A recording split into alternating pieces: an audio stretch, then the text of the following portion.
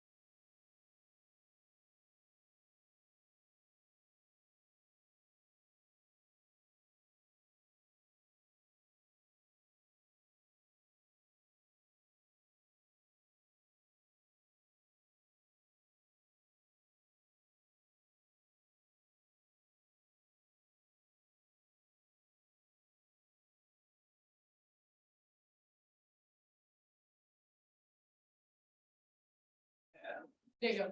Thanks. We good? Yes. All right. So, yeah, watching her, thinking about what we're doing. Anyway, that'll be it for the semester. I just want to say I really liked having you guys here and really happy that I got to know all of you guys.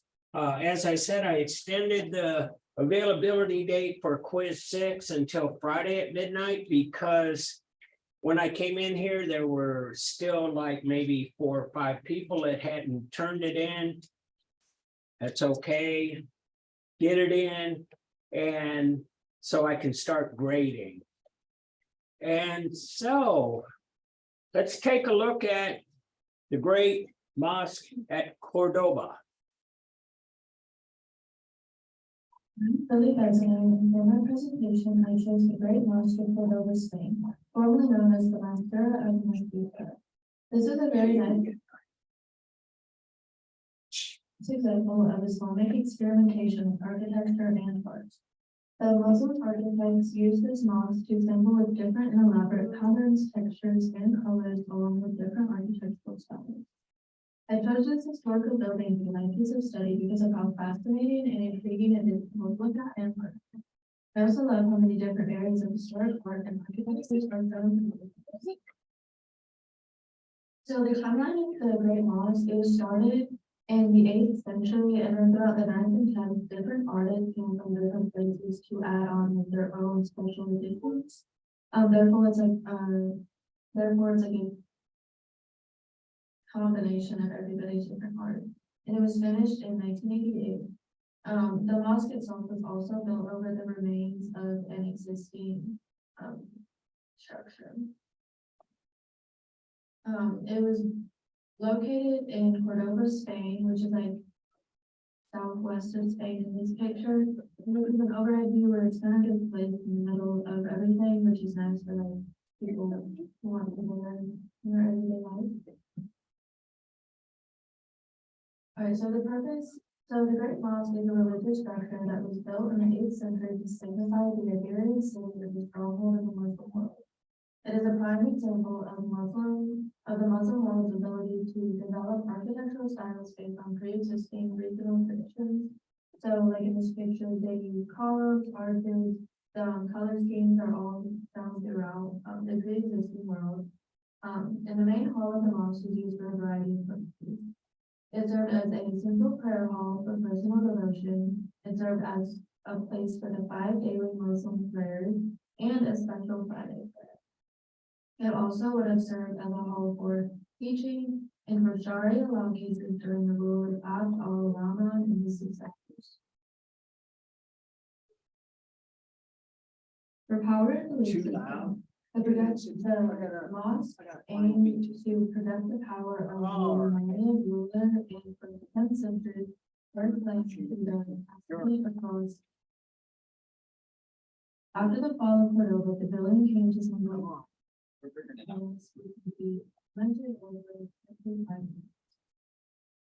the Unites were the first dynasty to take over the Institute of Caliphate, transforming it into a veritable empire. They were responsible for bringing centralization and stability to the realm, and they also continued the swift military expansion of the empire. That's why it's kind of important for them to be projected throughout the mosque. This is also a powerful shape of worship for Muslim ideologies. Muslims are monotheistic with more than one all-knowing God who is Arabic and followers of Islam consider a life complete submission to Allah. They believe that nothing can happen without Allah's permission that humans have for healing. Alright, and then the mosque has many distinct areas of emphasis each with a different style, which gives it a very unique appearance no matter where you look. The first area of emphasis is the prayer hall. This is made up of 36 pews, 514 columns that are each topped with a system of double-tiered arches. Each archway over the column is painted with red and off-white stripes to unify the area above the prayer hall. The arches are also horseshoe-shaped as if to mimic the Mesopotamia. The columns are all very dark, almost shadow-like brown, as if to draw your eyes away from the columns up to the arches. Off to the east of the prayer hall is a renovated space undertaken by the local man. This is one of the most intriguing spaces as it consists of very imperfect textures, virtue-shaped arches, and multi-row windows. All of these are carefully and uniquely crafted with their own colors, patterns, and designs. Looking straight on, this area demonstrates approximate vertical symmetry in structure, colors, and patterns. It uses a complementary color scheme of either blues and oranges or orange and greens, which is fairly common in this community. As this is a structure that is aged, it's hard to tell what the original installation.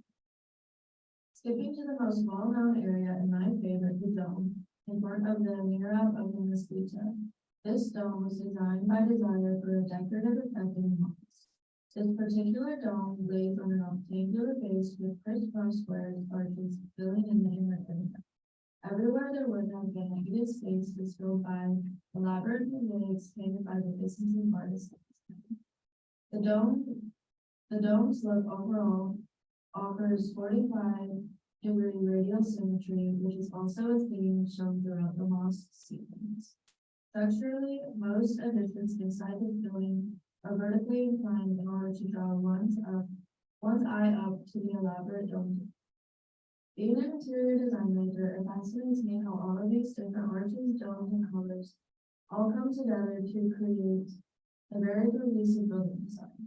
It is the work of a good designer to allow for a design to fit intended use in the space, which is very nicely done. The mosque is a place of worship and prayer for Muslims and Islamic individuals, and the warm, inviting homes as well as the spacious rooms allowing for many people to happily come. Overall, I think this mosque is stunning with all of its elements, and I look forward to researching more about it. Here's Mr. Stan, please be. I don't know why my source is there. I don't, Supposed to and be. I didn't catch that. Yeah. Partly because when I get them, I play them for about a minute. Oh, whoa, turn that down. There we go, right there, leave it. The last thing was supposed to be on the double, so I don't know what I did. Yeah, I don't either. You, like I say, I play them for about a minute or two to make sure that the sound is okay and everything.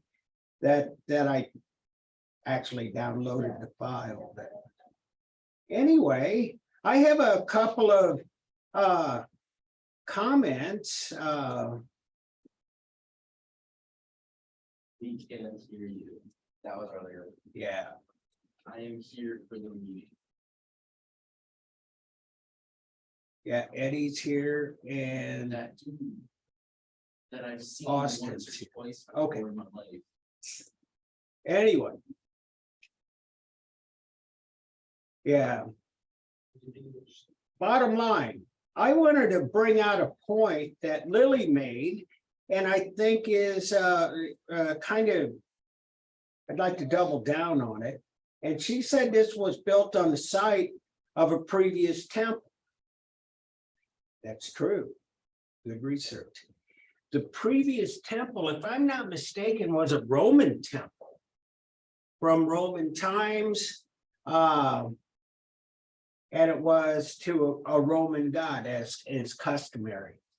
And that's not unusual for people to build new temples over old temples. And in Jerusalem, that happened actually quite a lot. There was a great temple built by King Herod, and then another temple was built on top of that, and so on. And as we saw through the ages, one religion would dominate in a particular area, and then another would come along and dominate. And when we're talking about the Iberian Peninsula, that is Spain, we had the Roman conquerors. We had, in this case, the people who built this was the Muslim caliphates.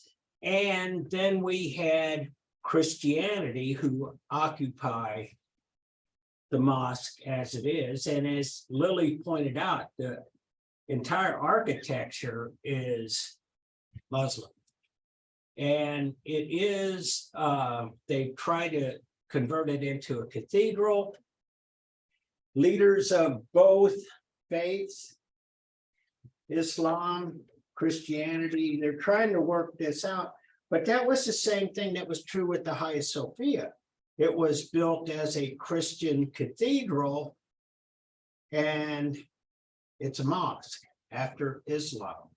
And when the Hagia Sophia was built, Islam did not exist. That was pre-Prophet Muhammad. And so anyway, that's not unusual. And I always wondered, I could never find anybody that would take a stand on this. But I always thought there was a symbolic significance to building over an old temple with a different religion. And that is that it's almost as though the authorities say, the old way is gone, the new way is here. And so, anyway, good presentation. We really got a good look at your sources, you know, but we're good. And so here is the PowerPoint that I wanted to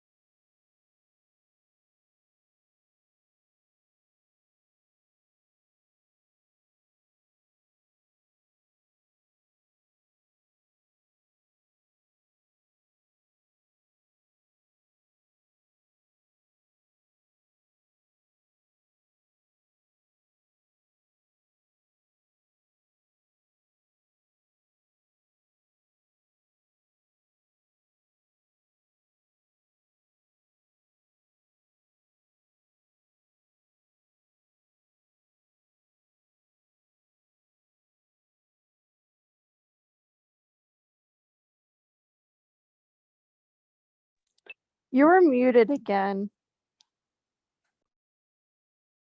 How did that happen?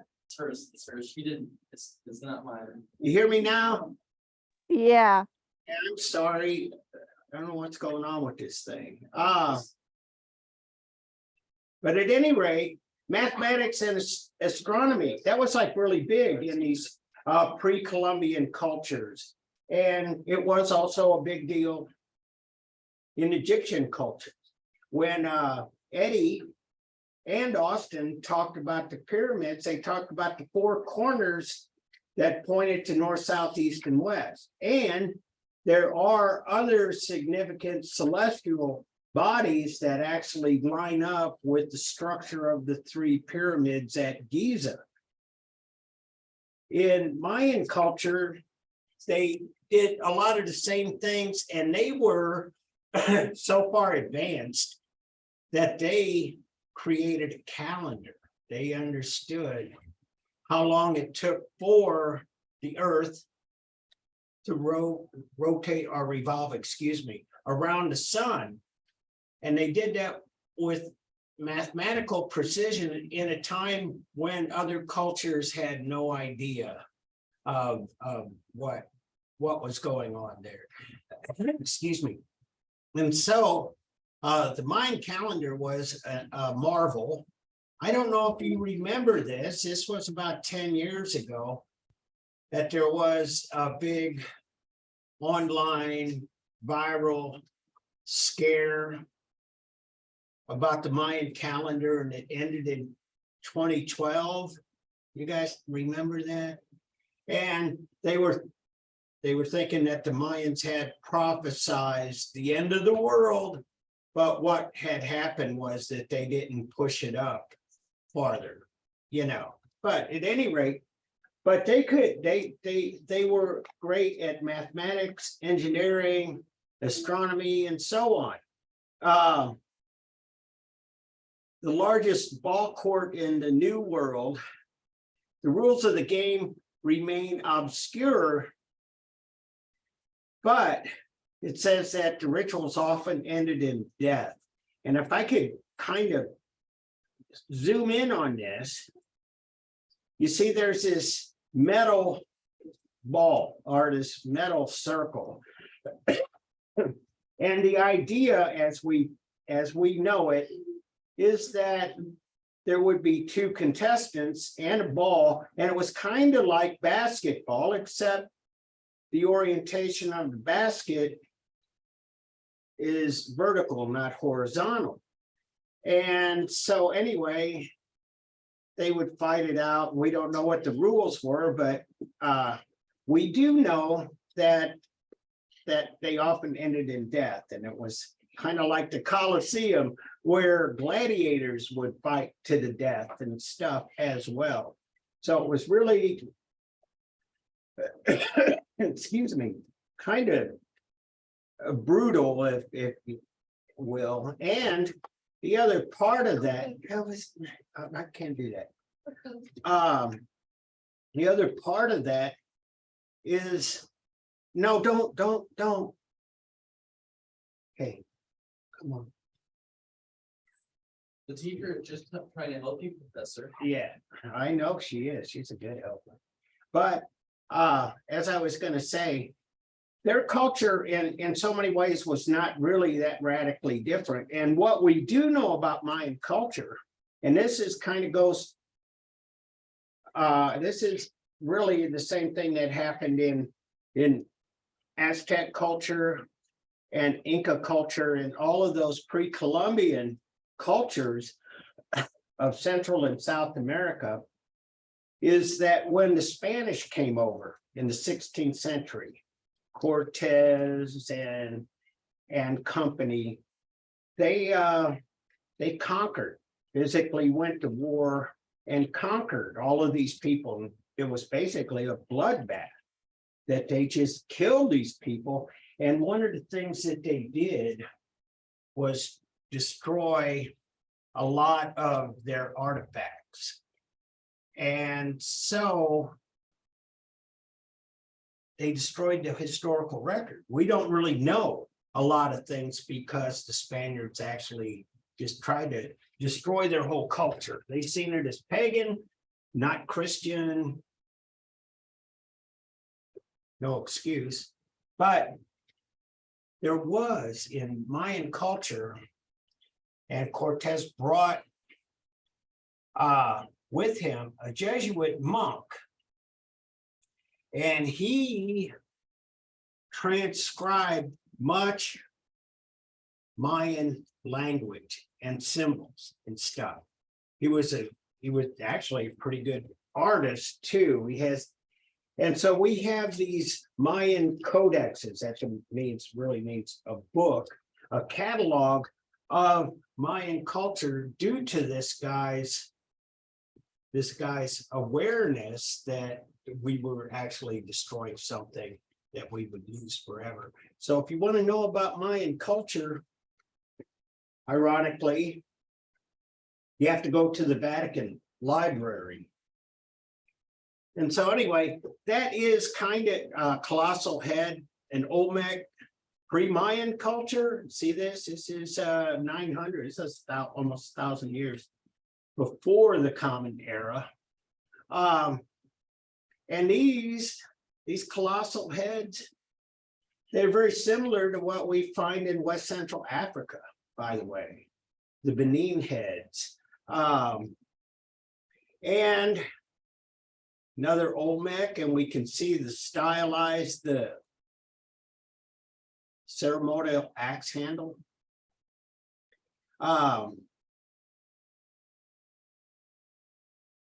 And so the artifacts we have combined with what you can find in the Vatican, it's really, what we know, and it's really not that much. Teotihuacan, this is actually Aztec, and it is in Mexico. And so we've moved from Central America to Mexico. And again, this is the legacy of colonialism. When a lot of these countries invaded foreign countries, they a lot of times robbed them of everything they had, and in many cases try to destroy the whole culture. Talking about things that are built over the old, Mexico City is built right over the Aztec capital. And so now in this day and age, when they're doing excavation and trying to find the Aztec culture, they're actually like downtown Mexico City, digging under Mexico City to find the Aztec civilization. And you can see here, there's the new part of it up there, but they're finding a lot. And again, we see a lot of similarities. We see a lot of, I asked you guys to do these things on hybrids, human, animal. It's really very prevalent in the ancient American cultures too. And so this is in Teotihuacan.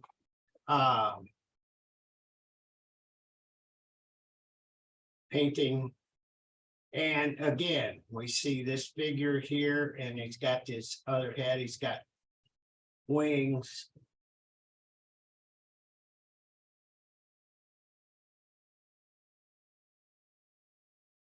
Another ball court, temple. This is in Guatemala. This is Mayan. And so this is what we have. And in a lot of ways, we don't even really know what happened to the people in the civilization. Like I said, the Spanish were pretty good, pretty effective at wiping out the cultures. But we do know, and especially through DNA evidence, tracking DNA ancestry, we do know that a lot of those people, the Incas, the Mayans, the Aztecs, had assimilated into the Spanish population. And so in a lot of ways, they're pretty much still with us in a way. And I wanted to kind of just make you guys aware of some of the things. There's that other place I was talking about. Okay. All right. Thank you so much. Yeah, thank you. Yeah, nice knowing you. Well, I'll see you next semester. Right? Yeah. No, I'm not taking world history next month. Oh, okay. Because Well, it's, yes, stop by or something. Yeah, sure. Thank you. so Okay. much. Chichen Itza, and again. And colossal attentions.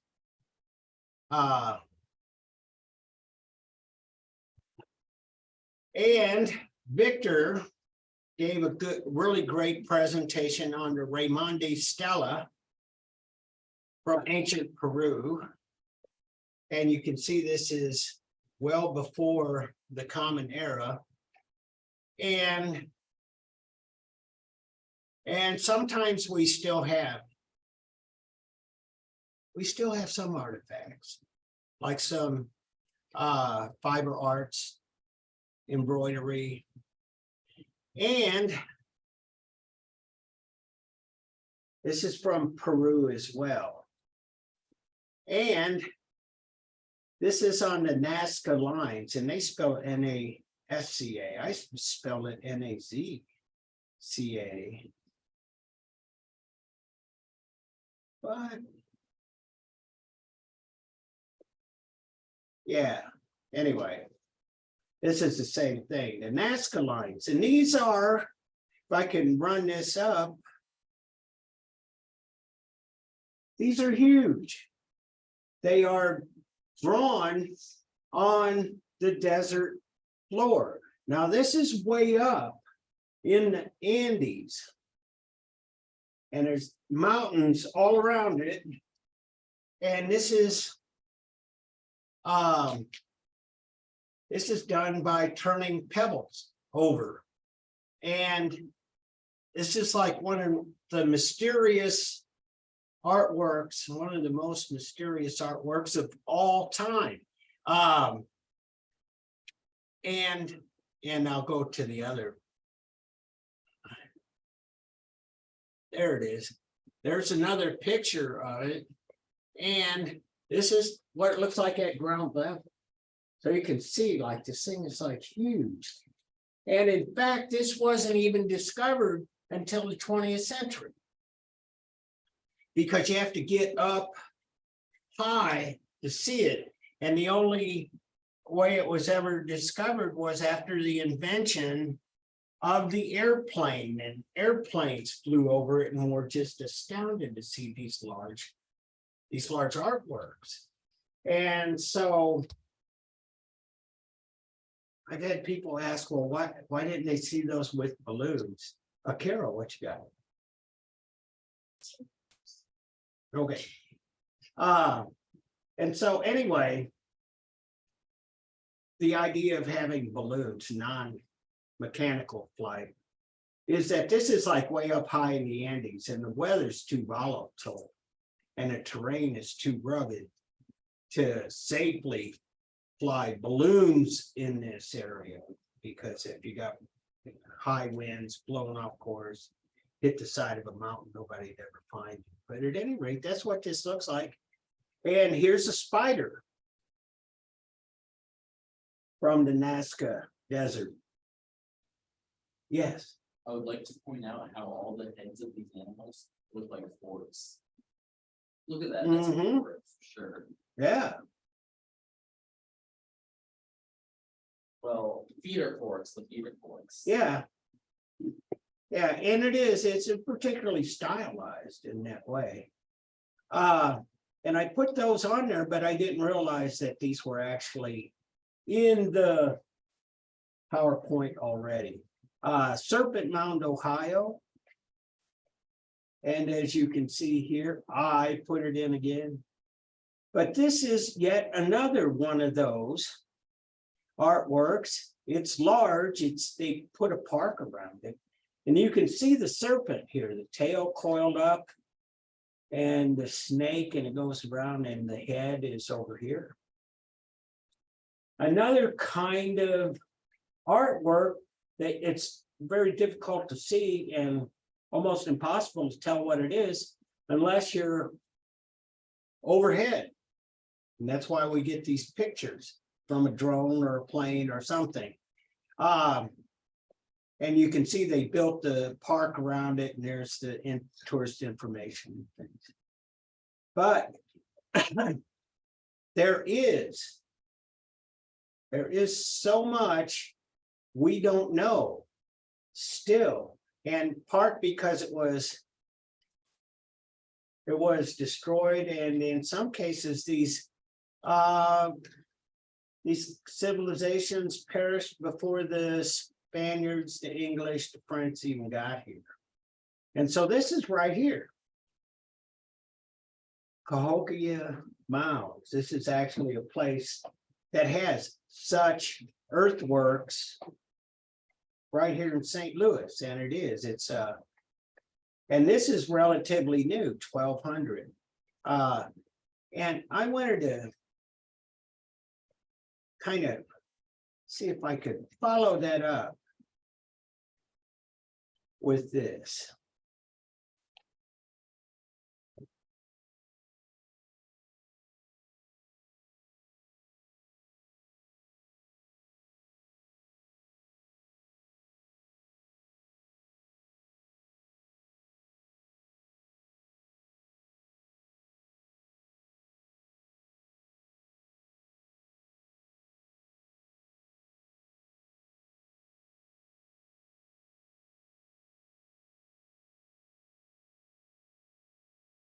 There we go.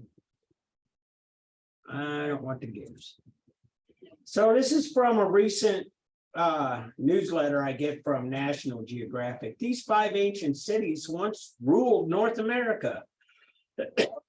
What happened to them?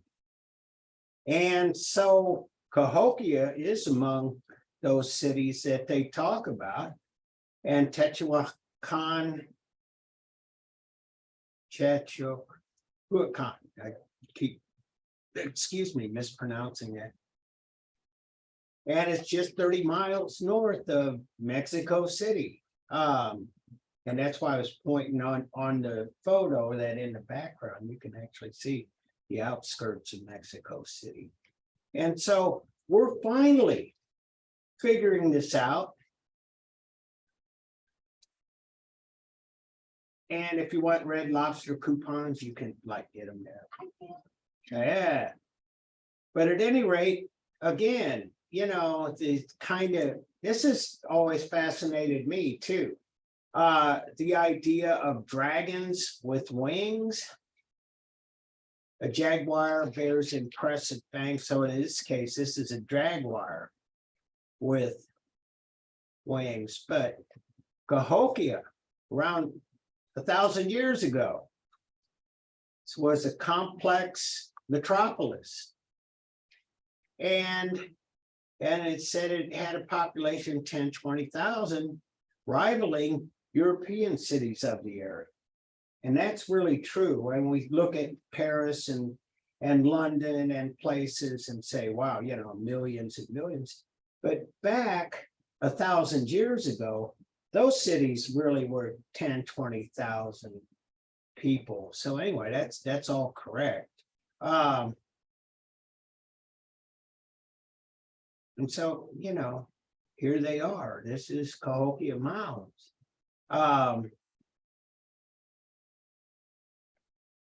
And so here's some of the excavation that's being done in Mexico, and they send robots down there. Chaco Canyon, Cahokian culture in complexity, if not in what is now New Mexico. There we go. This is what we know, what's left. I wondered the dumbest states USA. Oh, let's not go there. And so this is in Chaco Canyon, an artifact. There was a picture here too. I wanted, I hope I can still get it. Yeah.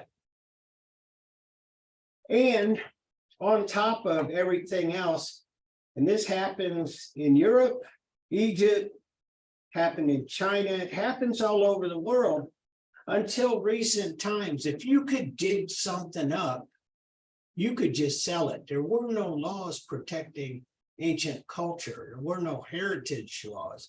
And so here's a bunch of pottery that was dug up in the American Southwest. And you just sell it. I remember seeing after it was in the Life magazine, which was kind of like the biggest magazine in the country, in the late 1940s, and they were showing a basement sale in Macy's, big department store, so big. They started the Thanksgiving Day parade. They were like the big department store in New York. And they had what they called a basement sale. And there were these big tables full of ancient artifacts, authentic. It was people that brought this stuff home as souvenirs from the war. And they were just selling it. If you could loot it, you could sell it. And there was no idea of historical significance or ownership. You can't do this anymore. But when we were talking about the Parthenon, for example, tourists had been going there for centuries, and oftentimes they take a big chunk of the marble and stick it in their pocket as a souvenir. Now, in this day and age, the Greeks won't let you do that. It's punishable. But at any rate, this is kind of another part of the equation. And you can still buy a lot of these artifacts, but mostly through dealers and stuff, and they've been cleared and authenticated. And this other photo. And this is really pretty much how most people were taught and believed that Native American populations lived. And a lot of them did. Out on the plains, they were still basically hunter-gatherers. They hunt buffalo, they followed the buffalo herds, they were nomadic, they would go where the game was. The game that I mean wild animal food. But there were so many other cultures that were only scratching the surface of. And that's why National Geographic is just kind of an update. Hey, look, we're finding stuff all over the place about these ancient native cultures. And so this is a field where discoveries are being made all the time. And I hope that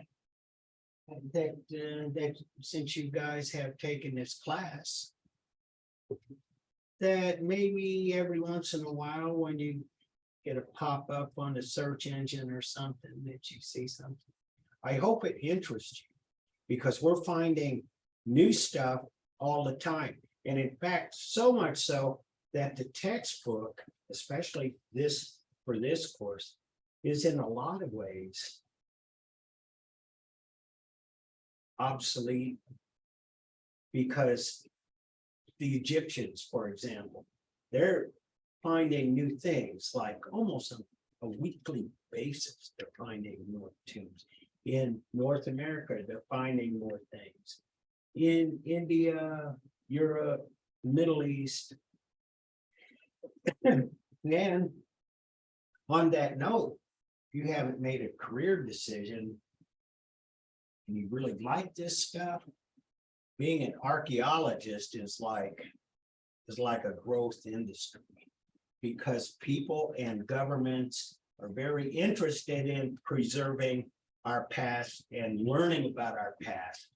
And so we need good scientists / historians to go find out who we are as people.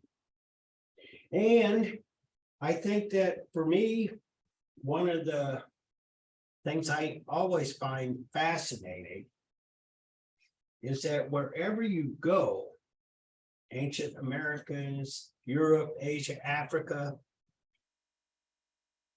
people believe in God. The gods may take different shapes. There may be many gods, there may be a single God, but the belief in a spiritual being and a belief in an afterlife, that's really quite incredible, especially when these cultures kind of develop and separated by oceans and centuries of time. That is really something. Just saying. And so that was kind of my wrap up. And so really liked having you guys. I like reading your work, finish it up, turn in everything so I can get it graded and logged in. I don't have, well, I can't tell about everybody's grades, but I already Oh. turned all my stuff in. yeah, I'm good with you. I'm good with about almost everybody, but I still have a few PowerPoints and I still have a few quiz 6s out there. I want them, want to give credit. If only we got to see the rest of those PowerPoints. Oh, well, I know, they were all good. I liked them. I quietly was proud. I'm thinking most of you guys didn't know anything about any of this stuff before you got here, and you were doing some pretty awesome presentations, so I'm good with it. So what time is it during this thing? Oh, 6:45. Should we sit here for like 30 minutes? Yeah, that's it. Yeah. Well, at any rate, if you get a chance, take a look at that PowerPoint about the American cultures too. I didn't give any of the cultures enough time. Each one of these things that we looked at would support at a graduate level an entire semester, or in some cases, an entire degree. There's a degree in Egyptology, for example, a doctorate degree. So anyway, thanks for everything. I'm glad I got to know you. You be safe and be happy, and don't let Akira block you out. Ready? I have your Snapchat, please. Wow. I can keep it with you now. For the future. Oh, I guess we should. Thank you. Thank you, Mackenzie. I guess we get to eat.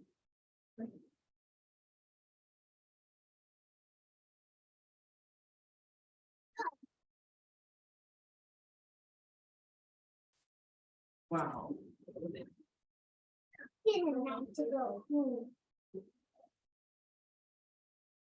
Thank you. Yes. Have a good day. You I'll too. see you next week. All right. You too, Raylan.